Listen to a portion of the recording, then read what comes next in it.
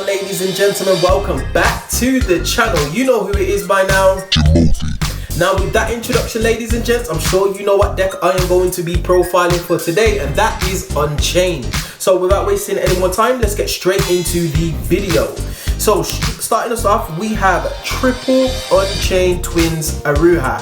Now the Unchained archetype, if you didn't know, ladies and gents, basically what happens is if any of the main deck monsters are destroyed by battle or card effects, they can do a variety of different things. More notably, special summon from the deck or hand, with some of the level 8s being able to special summon from the graveyard. So really good main deck monsters being able to pop themselves, pop other cards to be able to get advantage and basically continue your plays from there. So basically what Aruha does, you can target a card on field, destroy it, then you can special summon this card from your hand. Really good for starting your plays off and being able to plus off some of the cards that you destroy as I get through the rest of the profile. So definitely a 3 of in my opinion. Next up, we are also running triple Unchained Twins Rakia. Sorry, that's if I say that correctly. So basically what Rakia does as a quick effect, once it's on field, you get to pop a card and basically destroy one of your own cards basically. This does not actually special summon itself like Aruha, but basically it does actually allow you to plus, like I said, when we get to some of these spells and traps. So again, another 3 of in my opinion. Next up, for one of the more recent releases, double Unchained Twins Sarama. So what Sarama allows you to do is target a Unchained card in your graveyard, set it to your field, and then blow up a card on your field. Now, if she gets destroyed by a battle or card effect except her own effect, she gets to special summon a monster from your hand or your deck as well. So all the little ones have that floating ability, and Sarama is more of a mid to late game, basically being able to recur some of your resources out of your graveyard. So only a 2 of in my opinion. Next up, for some of the bigger main deck Unchained monsters, we have Unchained Soul of Disaster. So basically what a disaster allows you to do is link off using your opponent's cards as material. Absolutely fantastic. Also, if it's destroyed by battle or card effect, you get to special summon a Unchained monster from your graveyard. So really good card, really powerful, and this effect resolves in the graveyard, and that's important to know as I go through some of the other monsters that we have in this deck. But typically you need this to go into some of your link plays, and being able to special summon it from the deck is the ideal situation. Hence why I'm only playing at 2, because I don't really want to see it in my hand, but definitely a 2 of in my opinion. Next up, ladies and gents, we are running double Abominable Unchained Soul. This is fantastic. This is kind of like a big beat stick. It can special summon it itself from the hand if a card on your field gets destroyed. It's absolutely fantastic. So you can get a 3k beat out instantly onto the field. Also, when it's special summoned to the field, you can pitch a card from your hand to the graveyard and just blow up a card on the field. So really good. It is targeting, by the way, so you need to make sure you remember that. But being able to put a 3k beat stick on the field is just absolutely fantastic. I was thinking about bumping him up to 3, because if he's destroyed by battle or card effect in the end phase, he's able to recur himself out of the graveyard back onto your field, and then when he leaves the field for a second time, he basically goes back to the bottom of your deck. So you can just keep cycling your resources really. Really powerful card. It's okay at 2. I haven't really run into any issues, hence why I'm playing him at 2, but potentially you could play him at 3. I don't know. I'm leaving him at 2 for now, but we'll have to mess about with the ratios later. Next up, we have the Dark Spirits, one of malice and one of banishment. So basically what this does, well, what these do is, if a card or effect is activated, you can pitch Dark Spirit and Malice to the graveyard to special summon a level 8 Fiend monster from your graveyard back onto the field, but its effects negated. So basically you can pitch this to the graveyard, special summon back out your Abominable Unchained Soul, which is 3k beat stick, or you can special summon your Unchained Soul of Disaster, and it's just on field. And obviously once they hit the graveyard again, if they're destroyed in any way, then they get to proc their effects. The same with Dark Spirit of Banishment. So what this allows you to do is when an opponent's monster declares an attack, you can pitch this to the graveyard and then special summon one of your level 8 fiend monsters onto the field, and then the opponent has to attack into that monster. So you can imagine if you get a bundle of Unchained out, which is 3k, your opponent has to attack into that. Also, if any of your level 8 monsters leave the field, you get to add these back to the hand. So it's just a continuous cycle, ladies and gents, of just looping these over and over and over again. It's really frustrating for your opponent, especially if you got some of your weaker Unchained monsters, or you got some of your link monsters on field that you want to protect. These just allow you to do it. So really, really nice package. Only really a one of. So yeah. Next up, we are running a kaiju package, mainly because I kind of designed this to go second. So we are actually running 5 kaijus. Now, one thing I didn't mention about the Unchained twins is that you are locked into fiends, ladies and gents. So once you pop off their abilities to destroy and special summon from deck, you are locked into special summoning fiends. So if you do have a kaiju in hand, this is your first port of call before you do anything regarding your Unchained, because you will get locked into fiends. Obviously Radiant is a fiend, so he's not really affected by that situation, but the rest of your kaijus are, so just bear that in mind. But these are just basically removal. It's fine to see 2 of these in your hand, even if you see the 2 Gamma Seal. You can special tribute over one of your opponent's monsters and then continue with your plays and special summon another one to your own field, or you could just hold it in your hand, depending on the situation. But definitely not a problem seeing 2 kaijus in your hand, ladies and gents, and you just being able to tribute over one of your opponent's monsters is just absolutely fantastic. Next up, for the hand traps, we are simply running 3 Ash Blossom. Nothing needs to be said about Ash. It's Ash, it does Ash things, so yeah.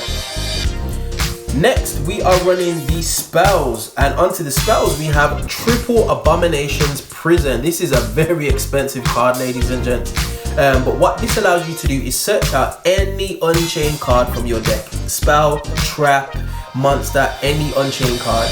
It does say it's Abominations Prison, which is, yeah, it doesn't help, but the fact that you get to search out spells, traps and monsters is just absolutely fantastic, hence its price tag. And it only comes in the secret rare of, I think it was Mystic Fighters or Chaos Impact. I believe it might have been Chaos Impact.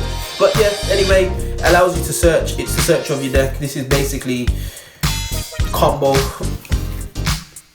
Next up, we are running Double Wailing of the Unchained Soul. So what this card allows you to do, it's got 2 effects. If this set card on the field is destroyed, you get to special summon a Unchained monster from your deck, which is absolutely fantastic and largely what we use a lot of our spells and traps for. However, it does have an additional effect. If a monster or Unchained monster is link summoned on anybody's turn, you get to blow up a card on the field. Simple as that. It's just destruction all around. So definitely running it at 2 just to get some of your smaller Unchained on field and get some of your larger ones out of the deck and onto the field. So definitely a 2 of, in my opinion.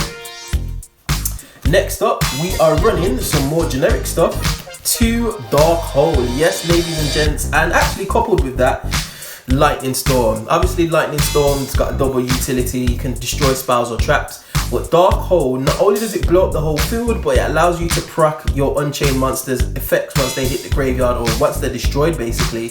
So this is a nice little tech in this deck. Blowing up the whole field, including your own monsters, doesn't necessarily have a downside as long as you use it at the right time. And Lightning Storm, it's Lightning Storm. I've only got one. I thought I'd throw it in just because I want to use it. So yeah, Lightning Storm. Next, we are running Triple Call by the Grave. Obviously, you do not want to get hit by Ash Blossom. It's not a nice feeling. There are ways to play through Ash, but depending on the board that you're facing down, you don't really want to be stalling out on your summoning from your deck. So Triple Call by the Grave, you could drop this to 2 or you could just take it out altogether. It's entirely up to you, but in my opinion, I think it's really useful just because hand traps are so prevalent in this format, and Ash Blossom being one that generally doesn't go away. Next, for some back row hate, we're running 1 Cosmic Cyclone and 1 Galaxy Cyclone. So these are just removal. This one, Galaxy Cyclone, specifically is for Mystic Mind. Should I run into that stupid card? I must say, you can mess about with these ratios, but the rest of them are what I would consider to be put into your side deck, ladies and gents. More so probably Cosmic Cyclone, mainly because of Owlitch running around. But yeah, I'm running 2 at 2. This could easily be twin twisters for the most part, but I just decided to go with these 2.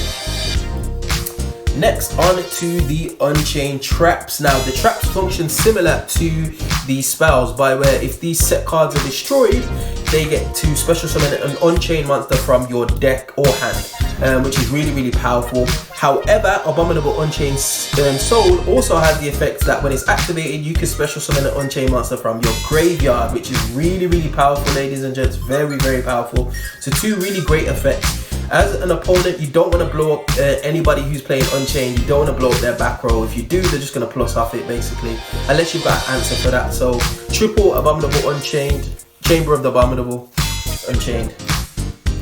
Next up, we are running double Escape of the Unchained. So what this card allows you to do is target one Unchained monster you control and target a card that your opponent controls and just blow them up. And obviously you can plus off that. In addition to being able to, if this set card is destroyed, you get to special summon an Unchained monster from your deck. So again, really, really powerful. I do run this at 2, mainly because its first effect doesn't always fit the bill. But yeah, it seems fine running this at 2. And lastly, for the traps, this is probably should have went in the hand trap section actually, but Infinite Impermanence, we all know what it does. Again, if you set this, it can be a problem. But yeah, I'm just running the 2 Infinite Impermanence. Because I mainly made this for going second, ladies and gents, so you don't want people to be putting up 7, 8, 9, 10 million negates, so yeah. Right, on to the extra deck. We are running the Boss Monster Support, which is an Unchained Soul of Rage. So as a quick effect on your opponent's turn, this card allows you to link off using a special summon monster that your opponent controls. It does target, so bear that in mind. So cards that can't be targeted, you can't actually link off with them, but this is really, really powerful. It's just a major form of disruption removal, especially if somebody's mid combo. You can just chain this and take one of their special summon monsters and just basically link off into, get these out of the way, Unchained Soul of Anguish. Now this does the same thing as Unchained Soul of Rage, however it's not a quick effect. You can only use this on your turn, however you get to link off with one of your opponent's monsters. Again, really, really powerful.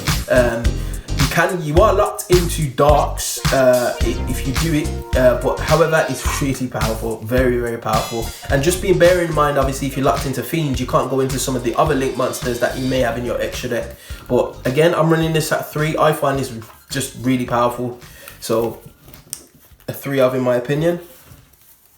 Next up, we are running 1 Abominable Unchained. You could bump this to 2, but we've got a few targets for our Link 4 monsters, hence why I'm only running him at 1. So yeah, 1 Abominable Unchained. This just pop cards for free. A card that gets destroyed by battle, you get to pop a card in the field. Card gets destroyed by a card effect, you can pop a card in the field. And during the end phase, just pop a card in the field. Just all around destruction, ladies and gents. Absolutely fantastic card. Next up, just for some more generic support, we are running for our support 1 Nightmare Unicorn and 1 Nightmare Phoenix. Both of these can actually be summoned on your opponent's turn. So you can shuffle away one of their monsters using Nightmare Unicorn before that linking your Unchained Soul of Rage. Let me just get this out. So you can use this to go into that using one of your opponent's monsters. Then you can activate this effect to shuffle another one of your opponent's monsters or cards back into the deck. Conversely, if you've got another floodgate on the field, you can use this again to link up with one of your opponent's monsters on their turn, go into Nightmare Phoenix, and then just pop a card. And both of these are fiend as well, ladies and gents, which is really, really good. So very, very powerful synergy right there. And then next up, we are running 1 Topologic Trisbana, 1 Topologic Bomber Dragon, and 1 Borreload. I'm still waiting on my Borreload, and I've got them in the deck somewhere, but I just don't know where it is. But you all know what these do. This Topologic Bomber Dragon just complete board wipes for days. You do special a lot from the deck, so having this on field just blows up the main monster zones and just allows you to attack. Topologic Trisbana, that's for just back row hate basically. And Borreload is just for Mech Knight Crusadia Abramax, or things that can't be targeted. Also, I am running a bit of a secret saucy spicy tech, Double Bite Dragon. This card is fantastic. So It's unaffected by monster effects that are not link monsters, and it cannot be destroyed by battle except by battle with a link monster. And when this card is link summoned, which takes 2 link monsters, it gains 300 attack. Gains 300 attack for the link rating of the monsters used. So this does get pretty big. It starts off on 15, so you always summon it with at least a link 2 and another link 1. So at least it's going to get another 900 attack, which is a really powerful card. Double bite dragon, very cheap as well, by the way, ladies and gents. And I might start throwing this into some of my other decks, such as Ignista, but we'll come to that at another time. But yes, ladies and gents, that is the deck profile. Would you make any changes? If so, let me know in that comment section below. And we have arrived at the end of another video. As always, if you do like this content, be sure to like, share, subscribe, all of that good stuff. And I will definitely see you guys on the next video. Hope you enjoyed. Peace.